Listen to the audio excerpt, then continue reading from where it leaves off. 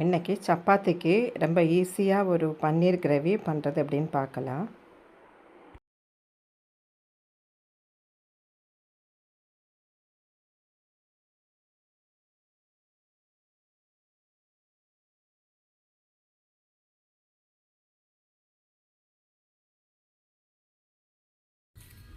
இன்றைக்கி நம்ம பண்ண போகிறது ரொம்ப சிம்பிளான ஒரு பன்னீர் கறி தான். பன்னீர் எடுத்து கொஞ்சம் ஸ்கொயராக கட் பண்ணி வச்சுக்கணும். ஒரு வெங்காயம் எடுத்து மீடியம் சைஸாக நறுக்கிக்கணும். அப்புறம் ஒரு தக்காளி நறுக்கணும். பச்சை மிளகா ஒரு 5 பச்சை மிளகா எடுக்கணும். பிரிஞ்சி லீஃப் ஒன்று வேணும். கைப்பிடி அளவுக்கு கொத்தமல்லி, கொஞ்சமாக கறிவேப்பிலை. அதுக்கப்புறம் இஞ்சி பூண்டு நல்லா க்ளீன் பண்ணி நறுக்கி இஞ்சி பூண்டு பேஸ்ட் எடுத்துக்கணும். இதுக்கு ஒரு 5 ஸ்பூன் அளவுக்கு தேவை. அப்புறம் தேங்காய் ரெடி பண்ணிக்கணும். அதுக்கப்புறம் இந்த தேங்காய் கூட ஒரு டேபிள் ஸ்பூனுக்கு இந்த கசகசா இதை போட்டு அரைச்சி எடுத்துடணும். அதுக்கப்புறம் இது ஒரு 2 ஸ்பூன் அளவுக்கு கேஷ்யூ தண்ணியில் போட்டு நல்லா இது மாதிரி கோர வச்சுக்கணும். அதுக்கப்புறம் கடைசியாக போடுறதுக்கு மேத்தி இலை வேணும். இவ்வளோ தான். ஸோ ஒன்றுனா நம்ம பண்ணிக்கலாம். ஃபஸ்ட்டு எல்லாம் காயும் இந்த தக்காளியும் வெங்காயம் நம்ம நறுக்கி எடுத்து ரெடி பண்ணிவிட்டு இஞ்சி பூண்டு பேஸ்ட்டும் ரெடி பண்ணி தேங்காயும் இந்த கசகசாவும் நம்ம அரைச்செடுத்து வச்சிடலாம். ஒரு துண்டு பட்டை, கிராம்பு, அப்புறம் ஏலக்காய், ஜீரகம், அப்புறம் சாஹி ஜீரா கொஞ்சமாக ஒரு பிஞ்ச் அளவுக்கு அதுவும் எடுத்துக்கணும். இவ்வளோ ஐட்டம் போட்டு நல்லா நைஸாக அரைச்சிடணும். பன்னீர் இந்த மாதிரி சின்ன சின்ன பீஸாக ஒரு தோசைக்கல்லில் போட்டு நல்லா சுட்டு எடுக்கணும். இப்போ கடாயில் எண்ணெய் விட்டு பட்டை, கறிவேப்பிலை, கிராம்பு, சஹி ஜீராவும் ஜீரகமும் கொஞ்சம் கூட ஜீரகம் போடுறேன்.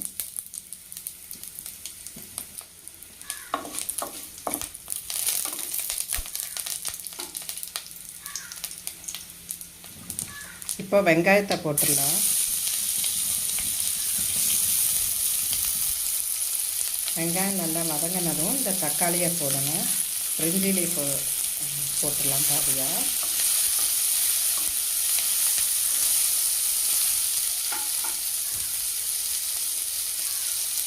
இப்போ தக்காளியும் போட்டுடலாம்.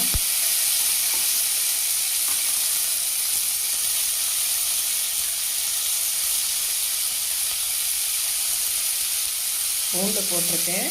அரைக்கிறதுக்கு கூட இஞ்சி பூண்டு போட்டிருக்கேன். இப்போ தேங்காய் அரைக்கும்போது அதில் நம்ம இஞ்சி பூண்டு நல்லா அரைச்சிடலாம். இப்போ இது நல்லா வதங்கட்டும்.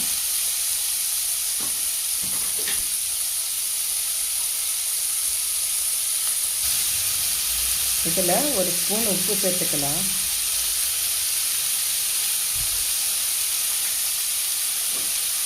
இப்போ இதை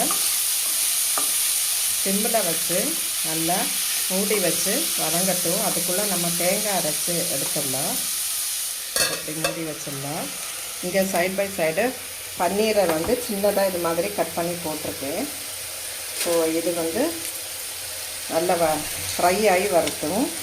அப்பப்போ திருப்பி போட்டுக்கணும். கரிஞ்சு போடாமல் நல்லா ஃப்ரை பண்ணி எடுத்துட்டோன்னா பொடியாது. ஸோ இது இந்த சின்ன அடுப்பில் போட்டிருக்கேன். ஸோ இதுவும் ரெடி ஆகட்டும். நம்ம அதுக்குள்ளே தேங்காவை அரைச்சிடலாம். இப்போ இது ரெண்டும் ரெடி ஆகட்டும். இப்போது இந்த மிக்சியில் நான் ஒரு முறி அளவுக்கு தேங்காய் எடுத்திருக்கேன். 2 ஸ்பூனுக்கு பாப்பி சீட்ஸ், அப்புறம் பச்சை மிளகா ஒரு 5, கேஷ்யூ சுடு தண்ணியில் போட்டு ஒரு 10 நிமிஷம் போட்டு வச்சு எடுத்திருக்கேன். இதெல்லாம் நல்லா அரைக்கணும். இது கூட இஞ்சியும் பூண்டும் சேர்த்துருக்கேன். இஞ்சி பூண்டு பேஸ்ட் இருந்தால் அது சேர்க்கலாம். நான் கட் பண்ணி இதில் சேர்த்துருக்கேன். ஸோ இது ஃபுல்லாக நல்லா நைஸாக அரைச்சி எடுத்துடணும். இப்போது இந்த தேங்காய் நல்லா அரைஞ்சாச்சு.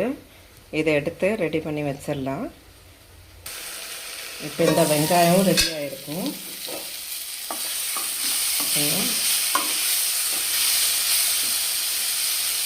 நல்லா ரெடியாக இருக்குது.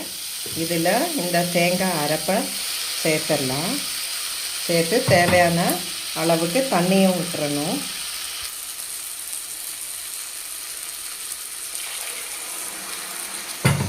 நல்லா திளைக்கட்டும். இது இப்போ தீயை வந்து ஹையில் வச்சிடலாம். இன்னும் இதில் இப்போ திளைக்கிறதுக்கு சமயத்தில் நம்ம வந்து மசாலா தூள் சேர்க்கணும். இதில் இப்போ உப்பெல்லாம் இருக்கான்னு பார்த்துக்கோங்க. நம்ம ஆல்ரெடி தக்காளி வதங்கும் போது உப்பு போட்டிருக்கோம்.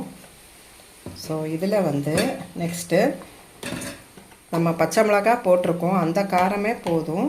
எனக்கு அடிஷ்னல் காரம் வேணும். அதனால் நான் ஒரு ஸ்பூன் காஞ்ச மிளகாத்தூள் போடுறேன். அதுக்கப்புறம் ஒரு ஸ்பூனுக்கு கரம் மசாலா தூள். இது ரொம்ப ஆர்டினரி கரம் மசாலா தூள் தான், வெஜிடபிள் குருமா பண்ணுற அந்த தூள். ஸோ அதையும் போட்டு நல்லா கிளறி விட்டு, இன்னும் கொஞ்சம் தண்ணி உங்களுக்கு தேவைன்னா சேர்த்துக்கலாம். தண்ணி கம்மியாக தான் இருக்குது. ஸோ நான் இப்போது இன்னொரு கப்பு தண்ணி கூட சேர்த்துக்கிறேன்.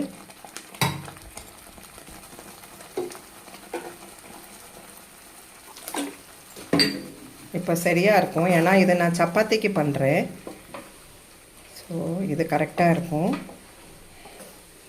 இதை நல்லா திளைக்கணும். நம்ம இப்போது பன்னீரும் ரெடி பண்ணி வச்சுருக்கோம்.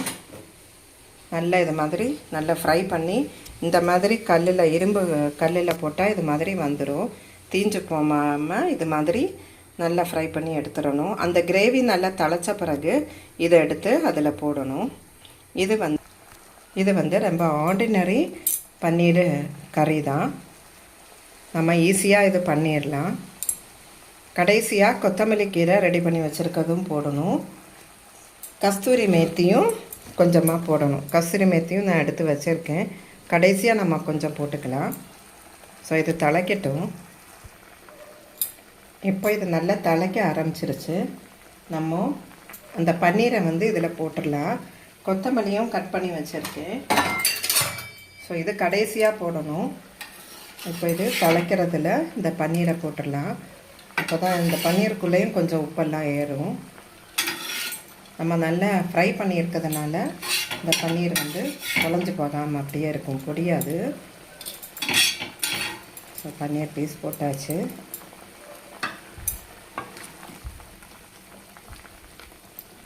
ஸோ நல்லா திளைச்சாச்சு. இப்போ உப்பு காரம் எல்லாம் இருக்கான்னு பாருங்கள்.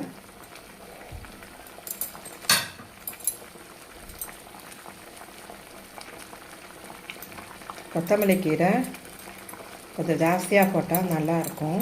ஸோ அது போட்டு ஆஃப் பண்ணிடலாம்.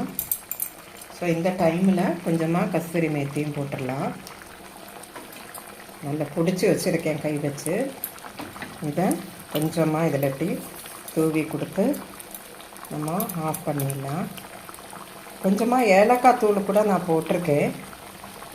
ரொம்ப கொஞ்சமாக ஒரு பிஞ்சு அளவுக்கு போட்டுக்கலாம். ஸோ அதுவும் போட்டு இப்போ இந்த கறி ரெடி ஆகிடுச்சு. கண்டிப்பாக நீங்களும் இந்த பன்னீர் கறியை, இந்த சிம்பிள் ரெசிபி ஹெல்ப்ஃபுல்லாக இருந்தால் நீங்களும் பண்ணி பாருங்கள். பண்ணி பார்த்துட்டு கமெண்ட்ஸ் கொடுங்க. இந்த வீடியோ உங்களுக்கு பிடிச்சிருக்கும்னு நினைக்கிறேன். தேங்க்ஸ் ஃபார் வாட்சிங் திஸ் வீடியோ.